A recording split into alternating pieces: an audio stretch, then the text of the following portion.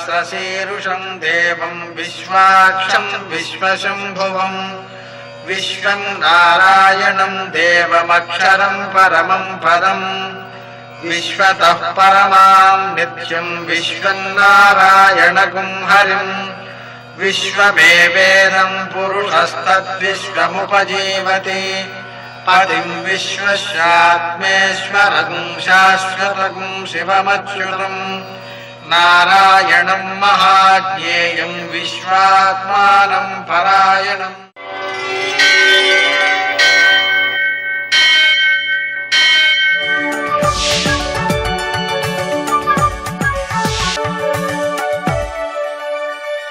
सूर्यशौर्यमथेन्दुरिन्द्रपदवी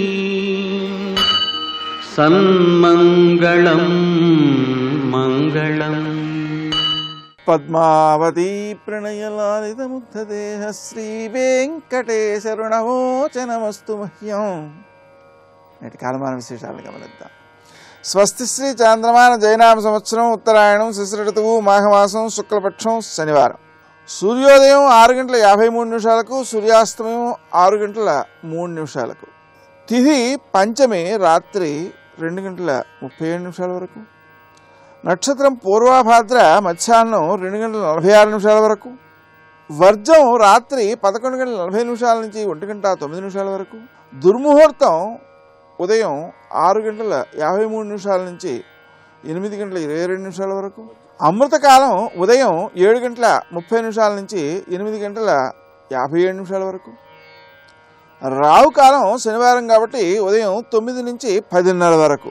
అష్టకవర్గరీత్యా శుభప్రదమైనటువంటి సమయం ఉదయం 7 గంటలకి.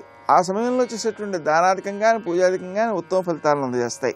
విశేషించి ఈరోజు శ్రీ పంచమి, వసంత పంచమి అనేటువంటి అంశాలు ఉన్నాయి.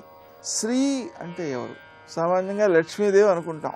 కానీ ఈ శ్రీ పంచమి అనే శబ్దంలో ఉండేటువంటి శ్రీ శబ్దానికి లక్ష్మీదేవి అర్థం కాదు, సరస్వతీదేవి అర్థం. ఆమె యొక్క పుట్టినరోజు ఇది. అందుకని ఆమెను పూజించడం ద్వారా విద్యను బాగా వృద్ధి చేసుకోవచ్చు.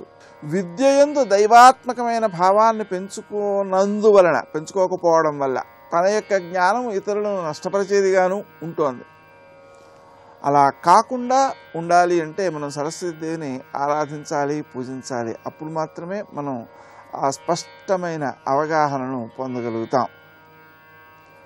నేటి ఆణిముత్యాలు.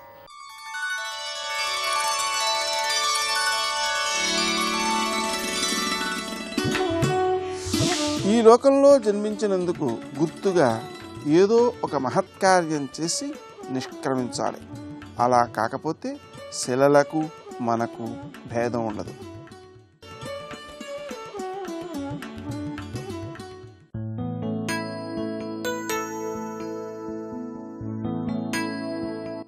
నిన్ను నీ ఆలోచన విధానం నుంచి కొద్దిగా వేరు చేసుకోగలిగితే జీవితపు కొత్త కోణాలని చూడగలవు.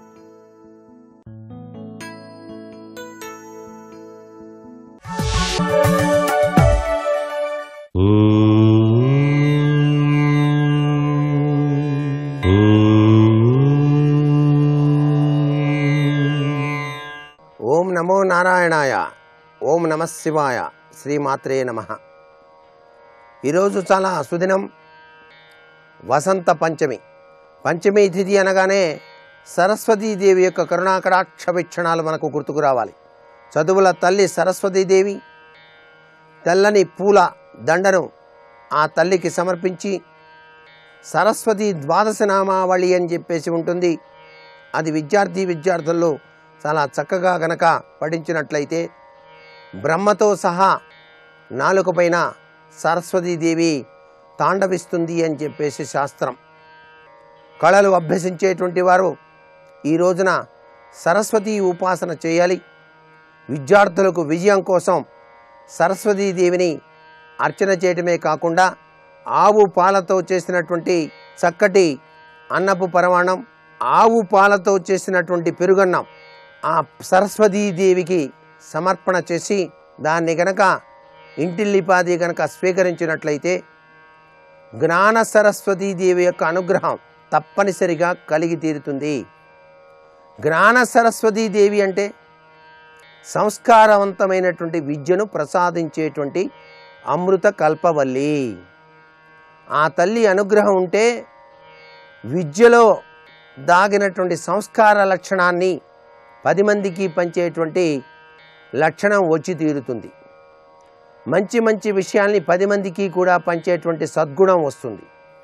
ఆ జ్ఞాన సరస్వతిలో దాగిన పరమార్థ లక్షణం అది.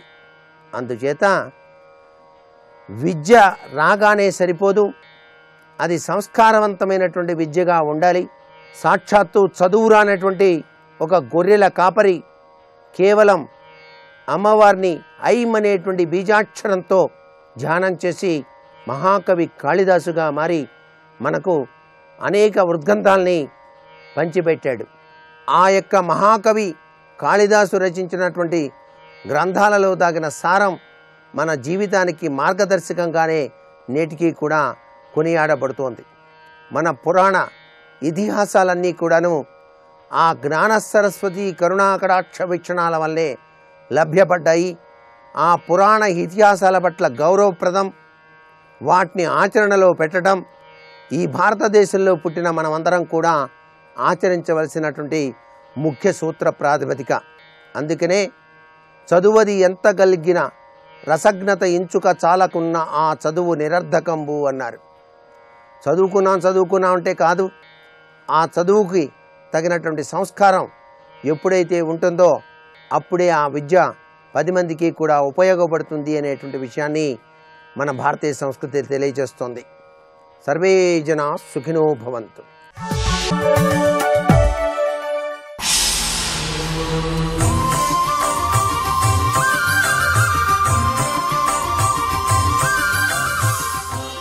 శతక సాహితీ సరస్వతికి నమస్కారం. ఎన్నోనున్నవి ధర్మ సాధనములందెన్నంగ దేహంబెగా మున్నవు సాధనము ఇద్ది నిల్పుకొనియే మోక్షార్థియవు సాధకుండు ఔన్నత్యంబును పొందచూచును గదా అర్థింతునారోగ్యమోయన్నా తొల్లిటి వెజ్జువీవ ఇడరాదా సూర్యనారాయణ. ఓ సూర్యనారాయణమూర్తి, ఈ శరీరంతో సాధించవలసిన ధర్మాలు ఎన్నో ఉన్నాయి. ఆ ధర్మాలు సాధించటానికి ఎన్నెన్నో మార్గాలు ఉన్నాయి. ఆ మార్గాలలో ప్రధానమైనటువంటి మార్గం సాధనం ఏమిటంటే అందెన్నంగా దేహంబెగా మున్నవు సాధనము. మొట్టమొదటి సాధనం ధర్మాన్ని మనం పొందటానికి ఈ శరీరమే మొట్టమొదటి సాధనం. ఈ శరీరంతోనే ఏ ధర్మాన్నైనా మనం పొందగలుగుతాం. కనుక దీన్ని సంరక్షించుకోవాలి. అది మన ప్రధాన ధర్మం. శరీరం ఆద్యం ఖలు ధర్మ సాధనం. ధర్మాన్ని సాధించటానికి ఈ శరీరమే ప్రధానం కనుక దీన్ని రక్షించుకోవటం మన ప్రధాన ధర్మం. ఎన్నోనున్నవి ధర్మ సాధనములందెన్నంగ దేహంబెగా మున్నవు సాధనమిద్ది నిలుపుకొనియే మోక్షార్థియవు సాధకుండు. దీన్ని నిలుపుకుని ఏ రకమైనటువంటి అనారోగ్యం లేకుండా చేసుకుని ఈ శరీరంతో మోక్షాన్ని సంపాదించాలనే ప్రయత్నం చేస్తాడు సాధకుడు. ఆ ఉన్నత్యంబును పొందచూచును గదా. ఉన్నతిని పొందాలి అనంటే ఇహపరాలలో ఏది పొందాలన్నా మొట్టమొదట కావలసినది శరీరారోగ్యం. ఈ శరీరారోగ్యం దృఢంగా ఉన్నవాడే గొప్ప యోగ సాధన చేయగలడు. గొప్ప భక్తుడుగా నిరంతరం క్రమం తప్పకుండా పూజించగలడు భగవంతుణ్ణి. భక్తి మార్గంలో కానీ, జ్ఞాన మార్గంలో కానీ, కర్మ మార్గంలో కానీ, మరే మార్గంలో అయినా భగవంతుణ్ణి ఆరాధించాలి. తనను తాను సర్వసమర్పణ చేసుకోవాలి. లోకోపకార కార్యక్రమాలకు పూనుకోవాలి అంటే మొట్టమొదట కావలసినది శరీరారోగ్యం. కనుక దీనిని నిలుపుకోవటం అనేది ప్రధాన ధర్మం. మోక్షార్థి అయి సాధకుండ ఔన్నత్యంబును పొందచూచును గదా అర్థింతు ఆరోగ్యమో అన్నా. అందుకని నిన్ను నేను ఆరోగ్యం కోసం ప్రార్థిస్తున్నానయ్యా. నువ్వు ఆరోగ్యకారకుడవు కనుక నాకు సంపూర్ణమైన దృఢమైన ఆరోగ్యాన్ని ప్రసాదించు. తొల్లిటి వెజ్జువీవా, మొట్టమొదటి ఆది వైద్యుడవయ్యా నువ్వు. అందరికీ కూడా వైద్యం చేసేటువంటి వాడవు నీవే. నీ కిరణములతోనే పరమాద్భుతమైన వైద్యం జరుగుతున్నది ఈ ప్రకృతిలో సకల ప్రాణులకు. అజ్ఞాన రోగాన్ని పటాపంచలు చేసి వారికి జ్ఞాన చైతన్యాన్ని కలిగించేటువంటి ఆది వైద్యుడవు నువ్వు. ప్రాణ చైతన్యాన్ని కలిగించే దేవ వైద్యుడవు.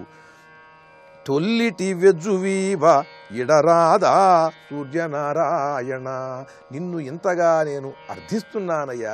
నాకు సంపూర్ణమైన దృఢమైన ఆరోగ్యాన్ని ప్రసాదించు. ఆ ఆరోగ్యంతో మనస్సును నిశ్చలముగా నిర్మలముగా చేసుకుని సన్మార్గములో సాగే దృఢమైన దీక్షని నాకు ప్రసాదించు అంటూ ఆ సూర్యనారాయణ మూర్తిని త్రికరణ శుద్ధితో ఆరాధిస్తూ చక్కని పద్యరచన చేసి గొప్ప శతకాన్ని మనకు అందించిన విద్వాన్ శ్రీ చిలక వెంకటకృష్ణదాసు గారి సూర్యనారాయణ శతకంలోని మరి ఒక పద్యం గురించి రేపు ఉదయం తెలుసుకుందాం. ఓం సూర్యాయ నమః.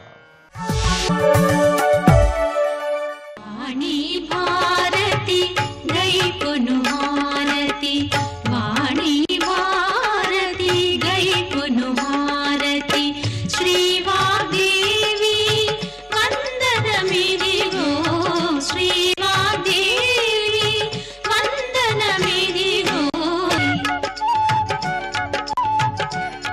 అంబనవాంబుజోజ్వలకరాంబుజ శారద చంద్ర చంద్రికాడంబర చారుమూర్తి, ప్రకట స్ఫుటభూషణ రత్న దీపికా చుంబిత దిగ్విభాగ, శృతి సుక్తి వివిక్త నిజ ప్రభావ, భవాంబర వీథి విశ్రుత విహారిణి, నన్ కృపజూడు భారతి, నన్ కృపజూడు భారతి. శివాయ గురవే నమః. శ్రీమాత్రే నమః. శ్రీ విష్ణురూపాయ నమః శివాయ. శ్రీ సరస్వత్యై నమః. ఈరోజు మాఘశుద్ధ పంచమి. దీనికి శ్రీ పంచమి అని వసంత పంచమి అని రెండు పేర్లు చెప్పబడుతున్నాయి. కొన్ని చోట్ల వసంత పంచమి మహోత్సవం చేస్తారు. ఇక్కడ నుంచి నిజానికి వసంతకాల వాతావరణమే కనబడుతూ ఉంటుంది కనుక ఇతర ప్రాంతాల్లో ఈ రోజున వసంతాధిదేవత అయినటువంటి రతీమన్మధుల పూజ చేస్తారు. ఇక్కడ ఈ రతీమన్మధుల అనుగ్రహం చేత జీవితమంతా సర్వాభీష్టములు నెరవేరి ఆనందమయంగా ఉంటుంది, అవరోధాలు పోతాయని భావన. ఇది కూడా మనకు శాస్త్రములందు చెప్పబడుతున్న విషయమే. కనుకనే ఈ సంవత్సరం ఈ నెల నుంచి వచ్చేటువంటి విశేషముల్లో ఉత్తరాయణ పుణ్యకాలంలో ఈ రోజున రతీమన్మధుల ఆరాధనతో వసంతోత్సవాలు అనేక విధములుగా జరుపుతుంటారు. అయితే శ్రీపంచమని దీనికి ప్రధానమైన పేరు ఉన్నది. శ్రీ అనగా ఇక్కడ అమ్మవారు. ఆ అమ్మవారికి సంబంధించిన పంచమి. పంచమి ఎప్పుడూ కూడా ఉత్తమ తిథి. అందులో శుద్ధ పంచమి ఆరాధనలకి ఉపాసనలకి చాలా శ్రేష్టమైనటువంటిది. అలాంటి ఈ పంచముల్లో ఈ మాఘమాసంలో శుక్లపక్షంలో ఉన్న పంచమి ఒక విశేషం ఉన్నది. సంవత్సరంలో ఈ మాఘశుద్ధ పంచమి, ఈ మాఘశుద్ధ నవరాత్రులకు విశిష్ట స్థానం ఏమిటి అంటే దీనికి శారదా నవరాత్రులు అని ఒక పేరున్నది. శరన్నవరాత్రుల్లో వచ్చే శారదా నవరాత్రులు కాక ఈ మాఘశుద్ధ నవరాత్రుడికి కూడా శ్యామలాదేవి పేరున నవరాత్రులు చెప్తారు. శ్యామలాదేవి అని మనం గతంలో లలితోపాఖ్యానంలో చెప్పుకున్నాం. శ్యామలాదేవి విద్యాధిదేవత, జ్ఞానాధిదేవత. జ్ఞానాధిదేవత అయినటువంటి శ్యామలాదేవికి సంబంధించినటువంటి మరి ఒక శారదా నవరాత్రులు ఇవి. ఆ కారణం చేతనే ఇవి జ్ఞానప్రధానమైన నవరాత్రులు. మాఘశుద్ధ పాడ్యము నుంచి మాఘశుద్ధ నవమి వరకు ఎవరైతే అమ్మవారిని ఆరాధన చేస్తారో వారికి జ్ఞానం లభిస్తున్నది అని చెప్తున్నారు. అందున మొత్తం 9 రోజులు చేయలేని పక్షంలో ఈ శుద్ధ పంచమి నాడు అమ్మవారిని ఆరాధించాలి. ప్రతి వారు కూడా ఈ రోజున శారదాదేవిని పూజించాలి. ఇది ఒక నియమం పెట్టుకోవాలి. ఇది భారతీయులందరి పండుగ. అయితే మనకి దీని యొక్క విశేషం పురాణాల్లో చాలా ప్రత్యేకంగా చెప్పారు. దేవీ భాగవతంలో, బ్రహ్మవివర్త పురాణంలో ఇత్యాది పురాణాలు విశేషంగా ఉన్నది. ముఖ్యంగా మన ఆంధ్రదేశంలో బాసరా సరస్వతి క్షేత్రము గోదావరి తీరంలో ఉన్నది. వ్యాసమహర్షి ప్రతిష్ఠ చేసినటువంటిది. అక్కడ శారదాదేవి యొక్క జన్మదినంగా దీన్ని భావన చేసి ఆరాధన చేయడం, బ్రహ్మోత్సవాలు చేయడం సంప్రదాయంలో ఉన్నది. కనుకనే ప్రతి వారు ఈ రోజున శారదాదేవిని ఆరాధించాలి. పిల్లలు విద్యార్థులైన వారు ఈ రోజున శారదాదేవిని ఆరాధన చేస్తే విద్యలో రాణిస్తారు. పెద్దవాళ్ళు కూడా బుద్ధి బాగుండాలంటే శారదాదేవిని ఆరాధించాలి. ప్రతి వారికి సద్బుద్ధి, సరైన నిర్ణయం, సరైన జ్ఞానం శారదాదేవి కృప వల్లనే వస్తున్నది. మంత్రములన్నీ అక్షరమయములు, అక్షరములు శారదామయములు. కనుక ఆధ్యాత్మిక రంగంలో సిద్ధి కావాలన్నా అమ్మ అనుగ్రహం కావాల్సిందే. అమ్మ లేకపోతే ఈ జగమంతా కూడా మూకమైపోతుంది. మూకము అంటే మూగవలే అయిపోతున్నది, స్తబ్దమైపోతుంది. చైతన్య స్వరూపమే సరస్వతి. సరస్వతి అంటే ప్రవాహ రూపిణి అని అర్థం. ఒక జ్యోతి నుంచి కాంతి ఎలా ప్రసరిస్తుందో అలాగే ఈ అమ్మ యొక్క చైతన్యమే ఈ జగమంతా ప్రసరిస్తున్నది. ఆ ప్రసరణ స్వరూపమైన మహా చైతన్యాన్నే సరస్వతి అని అంటారు. అలా సరస్వతి నామం అంటే చాలు మనలో బుద్ధిశక్తి జ్ఞానశక్తి ప్రసరిస్తుంది. ఈ శారదాదేవి ఆది కాలంలో విరాట్ పురుషుడైనటువంటి శ్రీమన్నారాయణుని యొక్క నాలిక నుంచి ఉత్పన్నమైనది అని ఒక శాస్త్రంలో మనకు వర్ణించి చూపిస్తున్నారు. నాలిక వాక్స్థానం. ఈ సృష్టి అంతటికి కారణమైన ఏ పరమేశ్వరుడు ఉన్నాడో ఆ పరమేశ్వరుని యొక్క వాక్శక్తి, బుద్ధిశక్తి, జ్ఞానశక్తి, ఈ మూడు శక్తుల సమూహ స్వరూపమే సరస్వతి. వాగ్బుద్ధి జ్ఞానాధిష్టాత్రి సరస్వతి అని శాస్త్రం చెప్తున్నారు. ఈ తల్లిని ఈ రోజున ఏ విధంగా ఆరాధించాలో మనకు శాస్త్రం చెప్తున్నది. మాఘ శుక్ల పంచమ్యాం అని. మాఘ శుక్ల పంచమి నాడు పూర్వేణ్ణి సమయం కృత్వా. పూర్వేణ్ణి అంటే ప్రాతకాలంలో స్నానం చేసి, అది కూడా శుచి అయి నిత్యక్రియలు పూర్తి చేసుకుని, అంటే నిత్యము చేయవలసిన అనుష్ఠానాలు పూర్తి చేసుకుని, ఘటం సంస్థాప్య భక్తిత కలశ స్థాపన చేసి కలశమునందు సరస్వతీదేవిని ఆరాధన చేయాలి. లేదా ప్రతిమాదుల యందు కూడా ఆరాధించవచ్చు. ముందుగా నిర్విఘ్న పరిసమాప్తి కోసం గణేశం పూర్వం అభ్యర్చ తతోభీష్టాం ప్రపూజయేత్. ముందు గణపతిని ఆరాధన చేసి ఆ తర్వాత శారదాదేవిని ఆరాధన చేయాలి. ధ్యానం మొదలుకొని షోడశోపచారములు చేయాలి. ప్రత్యేకించి అమ్మవారికి తెల్లని వస్తువులు ఈ పూజలు ఉపయోగించాలి. తెల్లని వస్త్రమును సమర్పించుట, తెల్లని ముత్యాలమాల సమర్పించుట, ఇంకా పూజకు వాడేటటువంటి నైవేద్యముల్లో కూడా సాత్వికమైన పదార్థములు పెట్టాలి. అవి ఏమిటో చెప్తున్నారు ఇక్కడ. నవనీతం దధిక్షీరం లాజాంశ్చ తిలలడ్డుకం. నవనీతం అంటే వెన్న, పెరుగు, పాలు, పేలాలతో చేసినటువంటి పదార్థములు, తెల్ల నువ్వులతో చేసిన లడ్డులు, ఇక్షుమిక్షు రసం, చెరకు రసము, చెరకు, శుక్లవర్ణం పక్వగుడం మధు, స్వస్తికం శర్కర, శుక్ల ధాన్య సాక్షత మక్షతం, తెల్ల బియ్యంతో చేసినటువంటి పాయసము, అది కూడా ఆవు పాలతో చేసినటువంటిది, పైగా సైంధవంతో కలిపినటువంటి హవిష్యాన్నము. ఇవి ఈరోజు నైవేద్యం చేయడం చాలా శ్రేష్టమని శాస్త్రం చెప్తూ ఉన్నది. యవగోధుమ చూర్ణానాం పిష్టకం ఘృత సంయుతం. బియ్యము, గోధుమ పిండి, నేతితో కలిపినటువంటి వంటలు, అరటిపళ్ళు మొదలైనవి నైవేద్యం పెట్టడం. కొబ్బరికాయలు ఇవి కూడా అమ్మవారికి నివేదన వస్తువుల్లో పెట్టాలి. సుగంధం శుక్ల పుష్పంచ సుగంధం శుక్ల చందనం నవీనం శుక్ల వస్త్రంచ శంఖంచ సుందరం ముని. శుక్ల పుష్పములు అంటే తెల్లని పువ్వులు, తెల్ల చందనము, అదేవిధంగా శుక్ల వస్త్రములు, తెల్లని వస్త్రములు, శంఖము అమ్మవారికి నివేదన చేయాలి. పైగా తెల్లని పూలమాల సమర్పణ చేయడం శ్రేష్టం. పైగా తెల్లని పువ్వులని చందనంలో ముంచి పూజించడం మరీ శ్రేష్టము అని చెప్తున్నారు. తన్నిబోధ మహాభాగా భ్రమభంజన కారణం. ఈ సమయంలో అమ్మవారిని ధ్యానించమన్నారు. దేవతా రూపధ్యానం ఒక ప్రత్యేకమైన ఉపాసన, ఇది గుర్తించాలి. అమ్మ రూపాన్ని వర్ణించేటప్పుడు మన మనస్సులో ఒక కల్పన జరుగుతుంది, అదే ధ్యానం. ఆ ధ్యానం ఒక సత్ఫలితాన్ని ఇస్తుంది.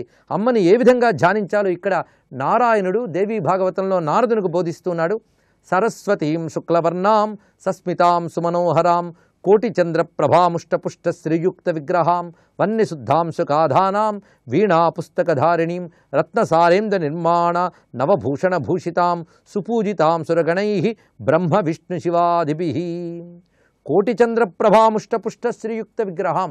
కోటి చంద్రులు ఒక్క చోట ఉంటే ఎలా ఉంటుందో అలాంటి తెల్లని కాంతులు వెజ్జల్లుతూ, తెల్లని వస్త్రము ధరించి, చల్లని చిరునవ్వుతో ఉన్నటువంటి తల్లి, పైగా శుద్ధ సత్వస్వరూపిణి, రజోగుణ తమోగుణ వికారములు ఏమీ లేనటువంటి కేవల జ్ఞానానంద విగ్రహి అయినటువంటి తల్లి, వీణా పుస్తకధారిణి, వీణా పుస్తకము ధరించినటువంటి తల్లిని ధ్యానించాలి. ఇక్కడ ఈ తల్లిని బ్రహ్మ విష్ణు రుద్రాదులు కూడా ఆరాధన చేస్తారు అని. అంటే బ్రహ్మ విష్ణు రుద్రాదులకు కూడా బుద్ధిశక్తికి ఈ తల్లిని ఆరాధన చేస్తారు. అందుకే పురాణముల్లో చాలా విశేషాలు చెప్పారు. ఒకప్పుడు సనక సనందనాథుడు బ్రహ్మ వద్దకు వెళ్ళి వేదాంత విద్యను అడిగారట. ఆయన చెప్దామని సిద్ధపడి గొంతు సవరించుకున్నాడు, కానీ బుద్ధికి జ్ఞానం రావట్లేదు. ఏమిటా చెప్పలేకపోతున్నానని బాధపడుతున్నాడు బ్రహ్మదేవుడు. ఆ సమయంలో అక్కడ నారాయణుడు ప్రత్యక్షమై ఒక్కసారి సరస్వతీదేవిని ధ్యానించు అన్నట్ట. అప్పుడు బ్రహ్మదేవుడు సరస్వతమ్మని ధ్యానించగానే ఒక్కసారిగా ఆ బ్రహ్మ విద్య స్ఫురించి వెంటనే ఆ బ్రహ్మజ్ఞానాన్ని సనత్కుమారుడికి బోధించాడు అని మనకి దేవి భాగవతం చెప్తున్నది. అదేవిధంగా భూదేవి ఒకసారి ఆదిశేషు వద్దకు వెళ్ళి జ్ఞానాన్ని తెలుసుకోవాలని అడిగింది, వేదాంత జ్ఞానాన్ని. అప్పుడు ఆదిశేషు 1000 తలకాయలున్న ఆయనకు కూడా పలకలేదుట. అప్పుడు నారాయణ ఆజ్ఞ ప్రకారంగా సరస్వతీదేవిని ధ్యానించాడు. కనుక ఈ రోజున సరస్వతీదేవి ఆరాధన చేయాలని నారాయణ యొక్క ఆజ్ఞ. సరస్వతి దయ ఉంటేనే లౌకిక విద్యలు లభిస్తాయి, పారమార్థిక విద్య కూడా లభిస్తున్నది. ఇది శాస్త్రం చెప్తున్న విషయం. లౌకిక విద్యలు అంటే మనం లోకంలో చదువుకునేటువంటి గణితము, సంగీతము, సాహిత్యము ఇత్యాది విజ్ఞానములన్నీ లౌకిక విద్యములు. పైగా పారమార్థిక విద్య ఏదైతే బ్రహ్మజ్ఞానం ఉన్నదో దాన్ని పరా విద్య అని అంటారు. ఈ పరా అపర ఉభయ విద్యల స్వరూపిణి సరస్వతి, ఆవిడ విద్యాధిదేవత. పైగా అమ్మకి శారద అని పేరున్నది. శారద అంటే అజ్ఞాన నాశిని అని ఒక అర్థము, తేట అయిన తల్లి అని ఇంకొక అర్థం ఉన్నది. అలాగే భారతి అంటే ప్రకాశ స్వరూపిణి అని, అదేవిధంగా యజ్ఞాగ్ని స్వరూపిణి అని అర్థం కూడా ఉన్నది. అమ్మ యజ్ఞమయి అని వేదంలో ప్రస్తావన ఉన్నది. కనుకనే అగ్నిహోత్ర ఫలము నా యొక్క పదము అని భారతంలో సరస్వతి గీతల్లో చెప్పినటువంటి అంశం అది. కనుకనే అమ్మను ఆరాధన చేస్తే అనేక యజ్ఞములు చేసినటువంటి ఫలితం. అందుకే ఏ యజ్ఞం చేసినా, ఏ తపస్సు చేసినప్పటికీ కూడా దేవీం వాచమజనయంత దేవాస్తాం విశ్వరూపాపసవో వదంతి అనేటువంటి మంత్రాన్ని చెప్పుకుంటాం. వేదముల్లో సరస్వతి సూక్తములు చాలా విశేషంగా చెప్పబడి ఉన్నాయి. ఋగ్వేదంలో, యజుర్వేదంలో కూడా కనబడుతుంటుంది. పైగా అమ్మ వేదమయి, వేదమంతా విద్య స్వరూపమే కదా. ఈ సరస్వతి గాయత్రి, సావిత్రి ఇత్యాది రూపములతో కూడా చెప్పబడుతున్నది. గాయత్రి అన్నా, సావిత్రి అన్నా, సరస్వతి అన్నా ఒక్కటే. గాయత్రి అంటేనే ప్రాణశక్తి, సరస్వతి అన్నా అదే అర్థం. ఈ విశ్వమంతా ఏ ప్రాణశక్తి, ఏ కాస్మిక్ లైఫ్ ఫోర్స్ అని ఇంగ్లీష్లో చెప్తారు. ఆ దివ్యమైన ప్రాణశక్తి ఏదున్నదో ఆ ప్రాణశక్తే సరస్వతి. ప్రాణశక్తి సరస్వతి అని శాస్త్రం. ఈ ప్రాణశక్తే సృష్టికి కారణం కనుక సావిత్రి అంటారు. ఈ ప్రాణశక్తే సర్వజీవుల్ని రక్షిస్తోంది కనుక గాయత్రి అని కూడా చెప్పబడుతున్నది. ఈ సరస్వతీదేవి దయ వల్లనే వాల్మీకి రామాయణాన్ని రచించగలిగాడు. ఈ వాల్మీకి ద్వారా సరస్వతి ఉపాసన పొందినవాడు వ్యాసదేవుడు. ఆయన ఆ సరస్వతీదేవి ఉపాసన ఫలితంగానే ఇటు అష్టాదశ పురాణాలని విభాగం చేయగలిగాడు, చతుర్వేదముల్ని వ్యాసము చేశాడు, భారత రచన చేయగలిగాడు. ఈ విషయమంతా మనకి దేవీ భాగవతంలో చెప్పబడుతున్నది. పైగా యాజ్ఞవల్క్యుడు గురుశాపానికి గురి అయి సర్వవిద్యలు ఆయన మర్చిపోయేట. ఆ సమయంలో సూర్యభగవాన్ నమస్కరించగా ఆ సూర్యమండలంలో ఆ సౌరశక్తి సరస్వతి రూపంలో దర్శనమిచ్చింది. అప్పుడు ఆ సరస్వతీదేవిని ప్రార్థించాడు యాజ్ఞవల్క్యుడు. దానితో తిరిగి విద్యలన్నింటినీ పొందాడు. కనుకనే బుద్ధిని బాగు చేసే తల్లి సరస్వతి. బుద్ధి బాగుంటే అన్నీ బాగుంటాయని శాస్త్రం. అందుకు బుద్ధిని బాగు చేస్తుంది ఆ తల్లి. అందుకే ధియోయన ప్రచోదయాత్ అని చెప్పబడుతున్నటువంటి గాయత్రి మంత్రాది దేవతే ఈ సరస్వతిగా వేదం దర్శిస్తున్నది. అటువంటి శారదాదేవి కృపతో జ్ఞానమయముగ్గాక, భారతదేశం భారతీ కృపకు పాత్రముగ్గాక. సర్వం శ్రీ శారదా చరణారవిందార్పణమస్తు.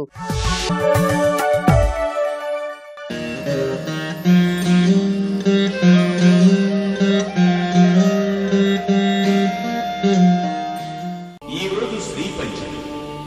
ఈ పర్వదినాన శ్రీ మహాలక్ష్మిని లేదా మహాసరస్వతిని పూజిస్తే సకల సంపదలు కలుగుతాయని పురాణాల ద్వారా అవగతమవుతోంది. ఈ నేపథ్యాన్ని పురస్కరించుకుని సుప్రసిద్ధ జ్ఞాన సరస్వతి క్షేత్రం బాసరను మీ ముందుకు తెస్తోంది ఆరాధన.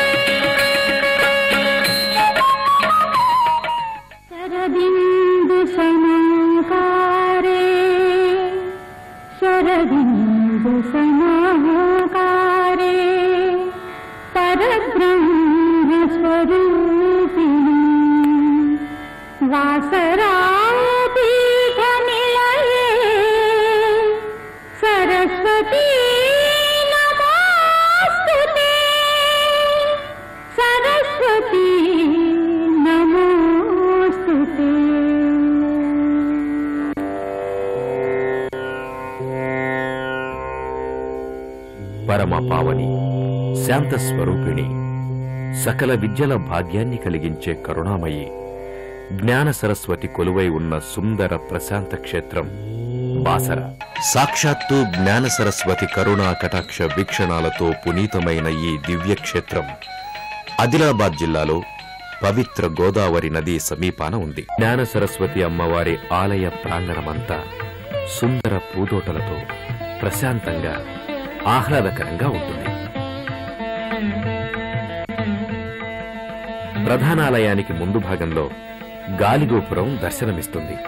ప్రధానాలయ ప్రాంగణమంతా భక్తులతో సందడిగా ఉంటుంది. ఓం సరస్వతీ మాతయే నమః అంటూ స్మరించుకుంటూ భక్తులు ఇక్కడ అమ్మవారి ఆలయం చుట్టూ భక్తి శ్రద్ధలతో ప్రదక్షిణలు చేస్తారు.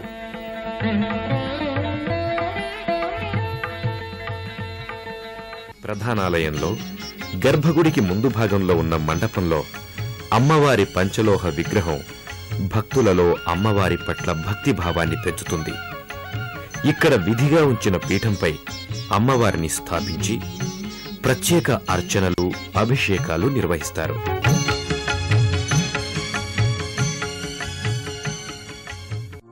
ఈ మండపాన్ని దాటి గర్భగుడిలోకి ప్రవేశించిన భక్తులు జ్ఞాన సరస్వతి అమ్మవారి దివ్య మంగళ శిలారూపాన్ని దర్శించి అలౌకిక ఆనందాన్ని పొందుతారు. శారదా లలితావాణి భారతీ సుందరీ పర రమాకాళీ భగవతి చారువేణ ధరాశుభ గాయత్రి శాంకరి శుద్ధా మునివృంద నిషేవిత సంపత్కరీ సుధా సాధ్వి సర్వకారణ రూపిణి అంటూ భక్తితో అమ్మవారిని ప్రార్థిస్తూ చేతులు జోడిస్తారు. అమ్మవారి విగ్రహానికి పక్కన మహాలక్ష్మి అమ్మవారి మూర్తి రూపం కూడా భక్తులను భక్తి పారవస్యంలో ముంచెత్తుతుంది. వాణి భారతి గైకొను హారతి వాణి భారతి గైకొను హారతి శ్రీవాగ్దేవి వందనమిదిగో శ్రీవాగ్దేవి వందనమిదిగో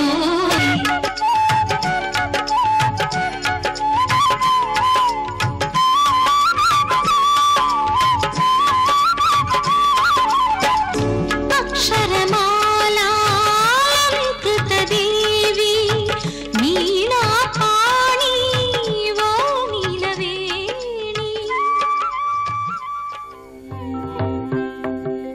జ్ఞాన సరస్వతి అమ్మవారి ఆలయంలో అక్షరాభ్యాసం ఓ సంప్రదాయంగా అనాదిగా వస్తోంది.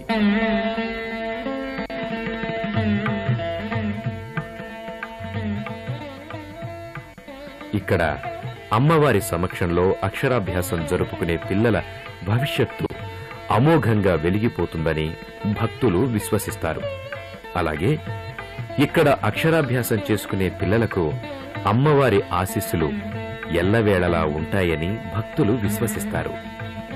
దేశంలో అత్యంత ప్రముఖంగా నిర్వహించబడుతున్న ఈ అక్షరాభ్యాస ప్రక్రియ భక్తులలో అమ్మవారి పట్ల ఉన్న విశ్వాసాన్ని ప్రస్ఫుటింపచేస్తుంది. అక్షరాభ్యాస ప్రక్రియను ఇక్కడ ఆలయ ప్రాంగణంలో ఉన్న ఓ మండపంలో అమ్మవారి ప్రతిమ ఎదుట నిర్వహిస్తారు. దేశ విదేశాల నుంచి వచ్చిన భక్తులు ఇక్కడ తమ పిల్లలకు అక్షరాభ్యాసాలు చేయించటం అమ్మవారి పట్ల భక్తులకున్న భక్తి విశ్వాసాల్ని ప్రస్ఫుటింపచేస్తాయి.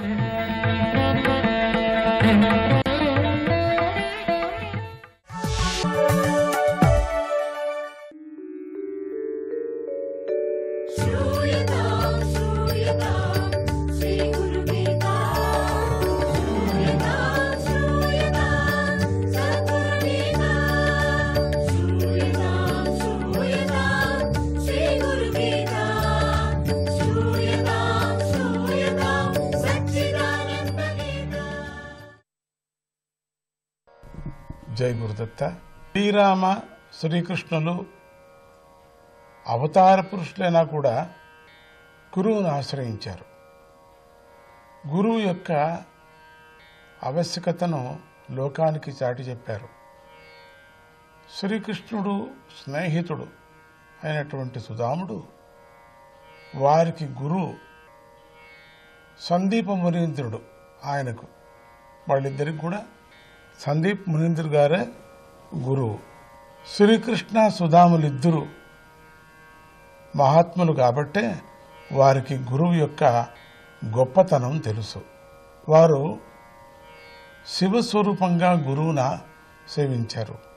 సందీప గురువు దేవుల్ని శ్రీకృష్ణ సుధాములు ఎలా సేవించారో, ఆయన వారిని ఎలా అనుగ్రహించారో మనం కొంచెం తెలుసుకుందాం. यो गुरुः स शिव प्रोक्तो यः शिवः स गुरुस्मृतः వికల్పం యస్తు కుర్వీత స భవేత్ పాతకి గురౌ. పూర్వం సందీప గురుదేవుల వద్ద శ్రీకృష్ణ సుధాములు విద్య నేర్చుకోవటానికై వచ్చారు. వారు బాలులు. బాల్యతనంలో ఎన్నో ఆటలు ఆడుకునేవారు, కొట్టుకునేవారు కూడా, తిట్టుకునేవారు. కానీ ఎప్పుడూ విడిపోయేవారు కాదు అనేది బాగా మనం ఆ కథ నుంచి బాగా తెలుసుకోవాలి. కానీ గురుదేవుల పనిని మాత్రము ఇద్దరు ఎంతో ప్రేమతో శ్రద్ధతో చేసేవాళ్ళు. ఎన్నడూ వాయిదా వేసేవారు కాదు, తర్వాత చేస్తాను అని. ఏది చెబితే అది తక్షణమే పూర్తి చేసేవారు. సందీపుల వారికి ఆనందం కలిగించేవారు.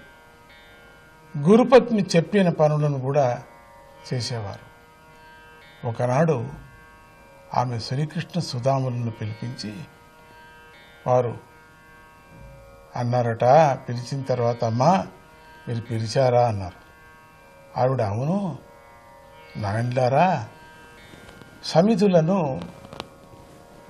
నిండుకున్నాయి, అడవికి వెళ్ళి సమిధులు పట్టుకురండి అన్నది. ఆమె చెప్పిన అడవి కాదది, అది మహా అరణ్యం కూడా. పగటిపూటే అక్కడ దారుణమైన చీకటి ఉంటుంది, కళ్ళు కనిపించవు, అంత చీకటి. ఒక ప్రక్క విషవృక్షాలు, మరో పక్క క్రూర మృగాలు తిరుగుతూ ఉంటాయి. శ్రీకృష్ణ సుధాములు పసిబాలులు. వారికి అడవి అనగానే ఆనందం కలిగించేది, కానీ భయం కలగలేదు.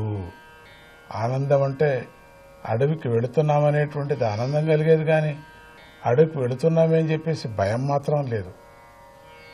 ఆనందంగా అమ్మగారి ఆజ్ఞను పాటించటానికి ఒప్పుకున్నారు.